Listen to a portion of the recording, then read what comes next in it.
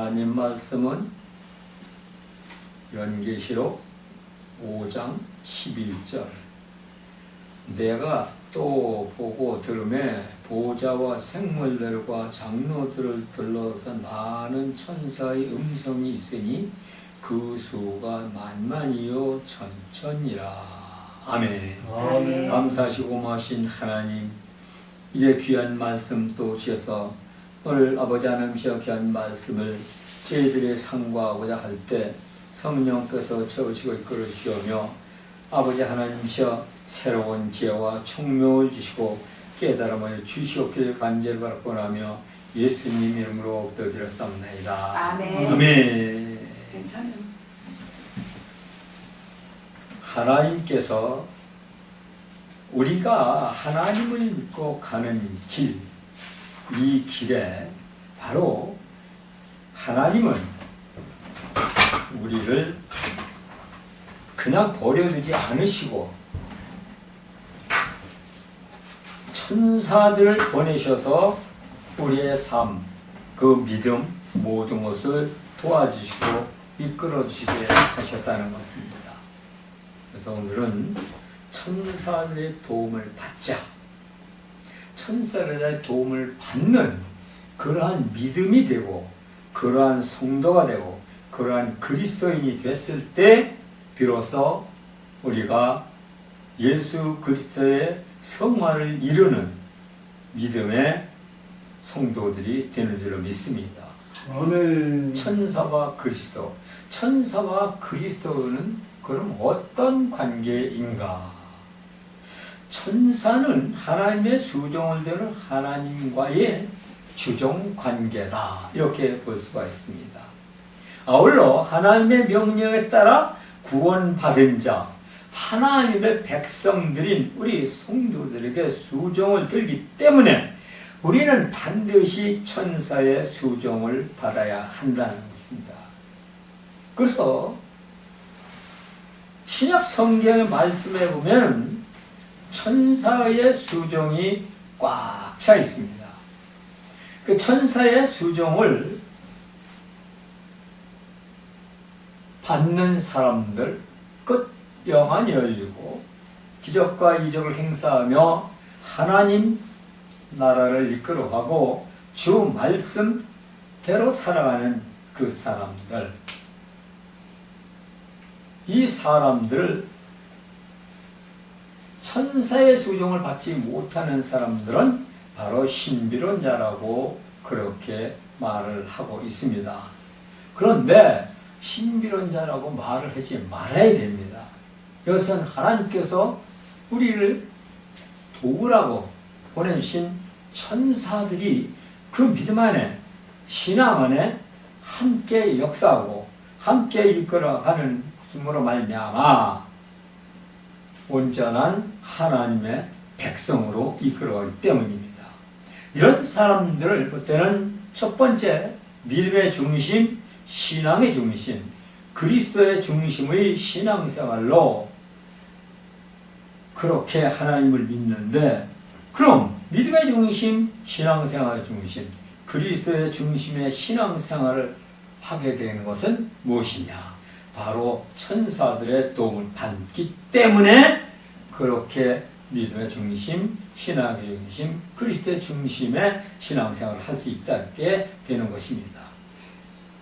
아울러 이런 사람들은 천사의 도움을 받을 수 있기 때문에 그 받을 수 있는 사람들의 믿음 생활에서 하나님 앞에 더욱더 가까이 가며 이제 하나님의 참 사랑과 진리를 깨닫고 지혜와 총명을 이루는 그런 하나님의 나라의 온전한 백성이 될 수가 있다는 것을 볼 수가 있습니다. 그래서 이 말씀에서 보면은 구약 성경에 대제사장과 그리스도의 관계에서, 그러니까 안식일과 안식년, 희년, 이 모두는 바로 무엇이냐? 그건 그리스도를 가리키고 있는 것입니다. 예수님은 이 모든 것에 다 이제 이루시는 분이시기 때문입니다. 그리고 구약 성경에서 모세를 시켜서 하나님이 성막을 그렇게 지으신 그 성막도 바로 그리스도인 것을 볼 수가 있습니다.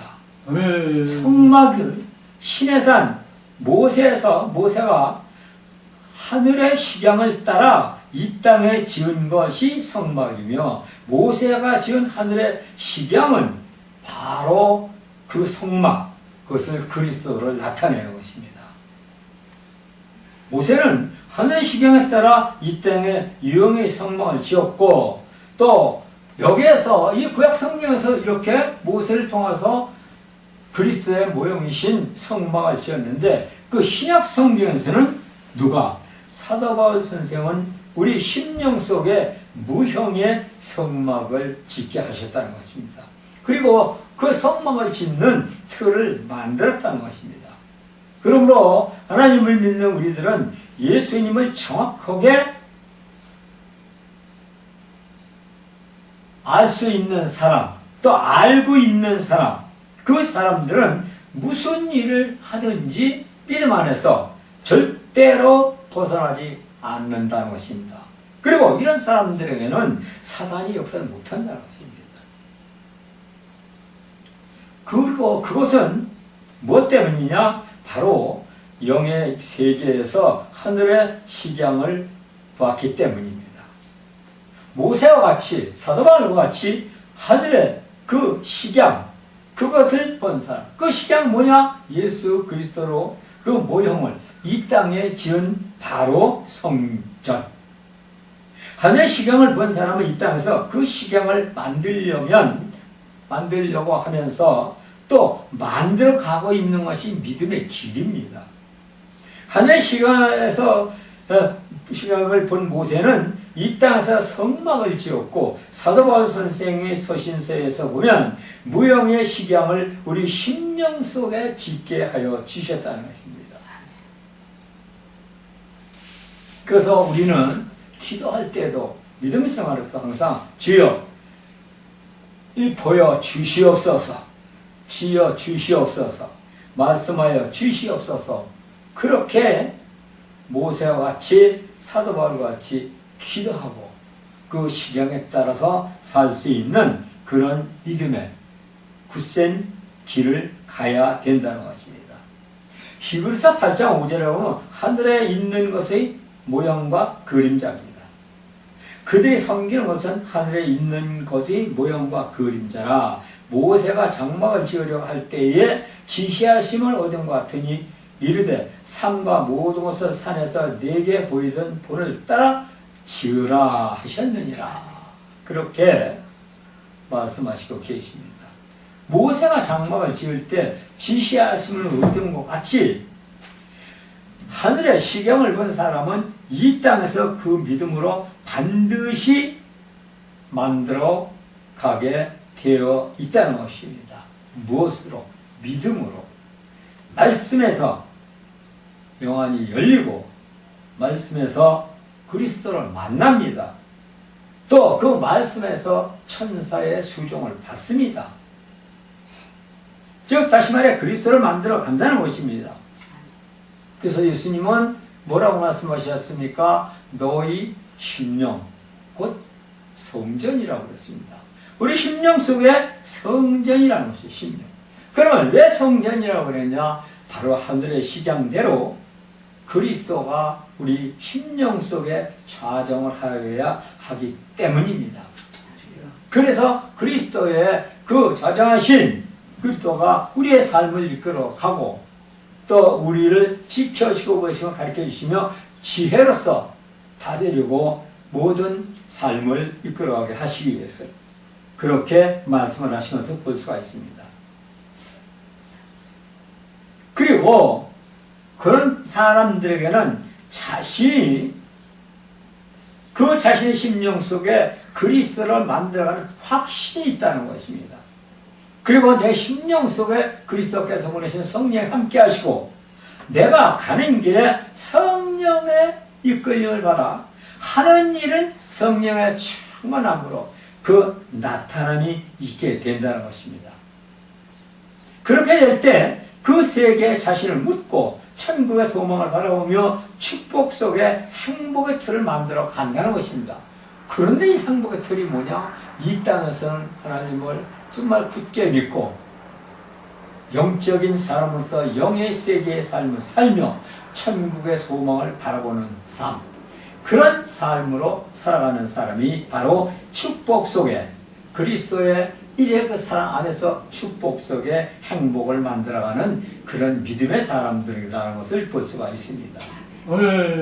그리고 그 틀을 만들었을 때 수많은 사람들이 구원을 받고 새 생명을 얻는 축복을 받으며 자기가 받은 것을 자기 혼자만 누리는 것이 아니라 이제 세상 사람과 함께 누릴 수 있는 그런 복음 전도자가 된다는 것입니다.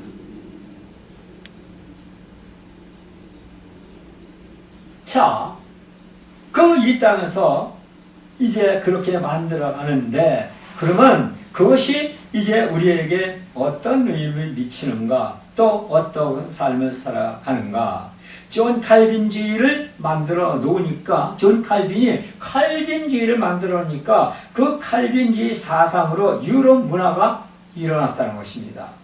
아울러 우리 모두는 너나 할 것 없이 자기가 만들어 놓은 그리스도의 복음, 그 복음, 또 그리스도가 이루어 가신 5대 제사나 7대 연합을 그 안에서 믿음의 틀 안에서 내가 진정 내가 이제 내 가족과 내 가정, 내 이웃, 내 부모, 형제들 그들에게 하나님의 말씀을 전하고 구원의 길을 열어 주었느냐, 갈 수 있는 인도자로서의 그런 역할을 했느냐, 이런 믿음이 우리에게 필요하고 그런 믿음이 바로 우리에게 답을 준다는 것입니다. 후손 대대로 새 생명의 천국에 들어갈 수 있는 축복, 이런 축복 얼마나 이게 중요한 것입니까? 그런데 이런 축복을 받는 사람이 바로 어떤 사람들이냐, 오늘날 말씀드린 그리스도의 시간 안에서 바로 내 심령이 성전이다. 곧 예수 그리스도와 성령께서 내 심령에 자리 잡고 나의 믿음을 이끌어 가시는 분들, 그런 사람들이 바로 이런 축복을 받는데, 이런 축복은 바로 물질과 건강, 자녀가 잘 되는 축복을 받으며 자손이 잘 살아갈 수 있는 믿음의 신앙으로 키워진다는 것입니다. 하늘의 시간에 따라 이 땅에, 그리고 우리 심령 속에 세워진 틀, 그 틀 안에서 바로 이제 무엇이 만들어지느냐, 세상을 구원하기 위해서 바로 중세시대는 청교도들은 민주주의를 탄생시켰다는 것입니다. 이 모두가 그 이제 연절을 거슬러 올라가면 하나님께서 모세를 이제 부르셔서 그 하나님 나라에 예수 그리스도의 모형대로 식양을 주셔서 이 땅에 성전을 만들게 하신 그러한 이제 바로 믿음들이 그대로 전해져서 그 세상 사람들이 행복하고 평탄하고 하나님 나라를 알기 위해서 만들어 놓은 그런 민주주의 제도를 탄생시켰고, 이 제도를 탄생시킨 앞장선 사람들이 바로 청교도들이라는 것입니다. 이 지구촌의 국민들을 위한 국민의 정치로 승화시켜 백성들을 잘 살아가게 한 것입니다. 바로 이제 하나님 안에서 하나님께서는 이렇게 오늘도 내일도 중세시대나 태초에 이제 하나님 이제 구약시대나 당신께서 지으신 백성들을 잘 살아가게 하는 것이 하나님의 목적입니다. 그러므로 말미암아 너도 나도 여러분도 믿음의 틀을 정확하게 그리고 또 굳세게 세워야 합니다. 어디에? 그리스도를 내 심령 속에 모시고 그 믿음의 틀. 아브라함 링컨 대통령이 성경을 읽다가 영감을 받아서 나온 것이 민주주의 안에서 바로 노예 해방을 시킨 것입니다. 그리고 민주주의 해방은 오늘날에도 세계 여러 나라 소수 민족의 독립운동의 기초가 되고 있다는 것입니다. 아울러 그런 민주주의 기초 깊숙한 곳에는 하나님으로부터 이어지는 그리스도의 제단이 있는데 우리는 이런 것을 알고 있는지 모르겠다는 것입니다. 모르죠, 대부분. 그리고 그 제단 속에는 하나님의 크고 비밀한 것, 그리고 그 비밀한 것이 뭐냐? 그리스도 제단의 3대 요소가 들어있다는 것입니다.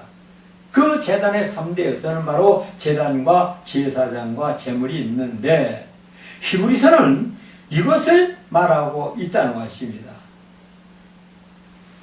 그리고 히브리서에서는 멜기세덱과 그리스도를 말하고 있는데 아브라함이 적에게 붙잡혀 롯을 구하려고 적과 싸워서 이기고 돌아왔습니다.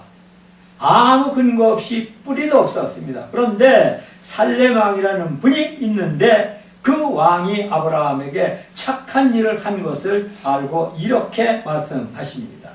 창세기 14장 18절 19절에 보니까 살렘왕 멜기세덱이 떡과 포도주를 가지고 나왔으니 그는 지극히 높으신 하나님의 제사장이었더라. 이 말씀에서 살렘왕은 그럼 누구냐? 살렘왕은 그 천사를 말하고 있는 것이기도 합니다. 또 그리스도께서 직접 아브라함에게 와서 축복을 했다는 것입니다. 히브리서 7장 1절에서 3절에 보면 멜기세덱은 살렘왕이요 지극히 높으신 하나님의 제사장이었더라 그랬거든요. 그래서 살렘왕이 바로 아브라함한테 와서 축복을 받았다는 거예요. 축복을 해줬는데 그래서 바로 살렘왕은 예수님이다. 그렇게 보고 그렇게 말할 수가 있다는 것입니다. 지극히 높은 제사장이라. 이런 왕들을 쳐서 죽이고 돌아오는 아브라함을 만나서 아브라함의 모든 것의 10분의 1을 그에게 나누어 주니라. 아브라함이 전쟁에 이기고 승리해서 돌아오는 길에 그 취한 모든 재물들의 10분의 1을 살렘왕 제사장 멜기세덱에게 주었다는 것입니다. 그것은 곧 그리스도의 모형이 아니고 무엇이냐 하는 것입니다. 그 이름을 해석하면 먼저는 의의 왕이요 그 다음은 살렘왕이니 아버지도 없고 어머니도 없고 족보도 없고 신약한 날도 없고 생명의 끝도 없어 하나님의 아들과 닮아서 항상 제사장으로 있느니라. 아멘. 이어서 멜기세덱은 곧 그리스도다 이렇게 보는 것입니다. 아브라함이 멜기세덱으로부터 얻은 두 가지가 있는데 첫 번째는 떡입니다. 떡인데 이 떡은 뭐냐? 예수님이 만찬 때 말씀하셨죠. 자기는 살은 떡이라고. 또 포도주입니다. 이 포도주는 그리스도의 피로서 이 모든 것은 예수 그리스도가 베푸신 성찬이라는 것입니다. 그리고 그 시대에 아브라함에게 있어서 그리스도가 됐든지 살렘왕이 됐든지 그런 것은 영적인 견해로 보면 예수께서 직접 아브라함에게 나타나셨다고 볼 수가 있는 것입니다. 아울러 그리스도를 통한 멜기세덱의 참여는 분명 성찬이라고 또한 말할 수가 있다는 것입니다. 아브라함은 멜기세덱이라고 하는 상징적 인물로서 성찬을 받았지만 지금 우리는 멜기세덱이라는 그리스도의 상징적 인물이 아니라 예수님으로부터 직접 성찬을 받고 있습니다. 우리에게 당신의 살과 피를 직접 주신 예수님, 그렇게 생명 중에 생명이요 축복 중에 축복을 받는 것을 믿어야 한다는 것입니다. 그러므로 멜기세덱의 떡은 곧 성찬이라고 말할 수가 있으며 이것을 떡 잡아서 딱 집어서 얘기하는 것이 아니라 아브라함과 멜기세덱 거의 성찬으로 볼 수가 있습니다. 요한복음 이제 50장 51절에서 53절에 보면 이는 하늘에서 내려오는 산 떡이니 사람으로 하여금 먹고 죽지 아니하게 하는 것이니라. 나는 하늘에서 내려온 살아있는 떡이니 사람이 이 떡을 먹으면 영생하리라. 내가 줄 떡은 그 세상의 생명을 위한 내 살이니라. 예수께서 이르시되 내가 진실로 진실로 너희에게 이르노니 인자의 살을 먹지 아니하고 인자의 피를 마시지 아니하면 너희 속에 생명이 없느니라. 그랬습니다.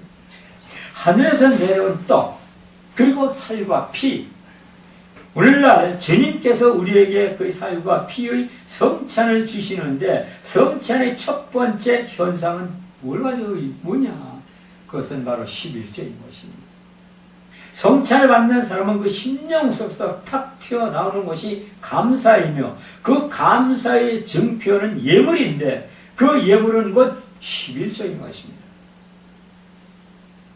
그리고 이것은 해도 되고 안 해도 되는 것이 아니라 필연껏 해야 하기 때문에 11조를 가리켜 제2의 구원이라고 하는 학자들도 있다는 것입니다.